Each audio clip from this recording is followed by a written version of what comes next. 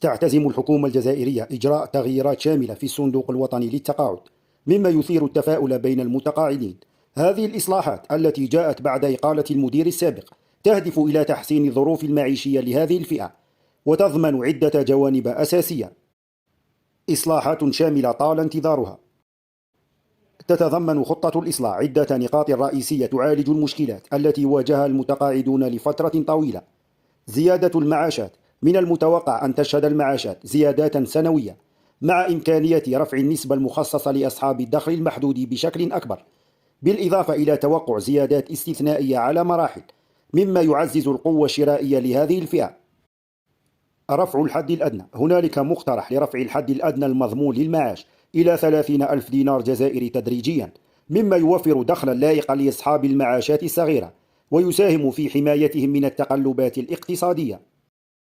إلغاء الضرائب: يستمر مشروع تخفيف الضرائب على المتقاعدين، مع هدف إلغائها بالكامل لمن تقل معاشاتهم عن 50,000 دينار جزائري.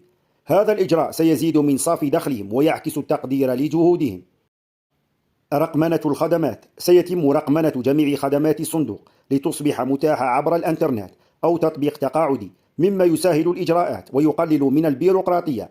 هذا التوجه سيوفر الوقت والجهد على المتقاعدين، خاصة كبار السن منهم. مراجعة المنح: ستتم مراجعة قيمة المنح المخصصة للأرامل والأيتام وذوي العجز، لضمان أن تكون هذه المنح كافية لتوفير حياة كريمة لهم.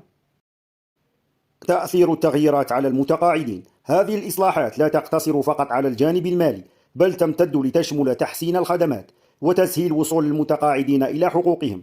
إنها خطوة جادة نحو تقدير جهودهم وتوفير حياة كريمة لهم، مما يعكس اهتمام الدولة بهذه الشريحة المهمة من المجتمع. هل تعتقد أن هذه الإصلاحات ستكون كافية لتحقيق تحسن ملموس في حياة المتقاعدين، أم أن هنالك حاجة لإجراءات أخرى؟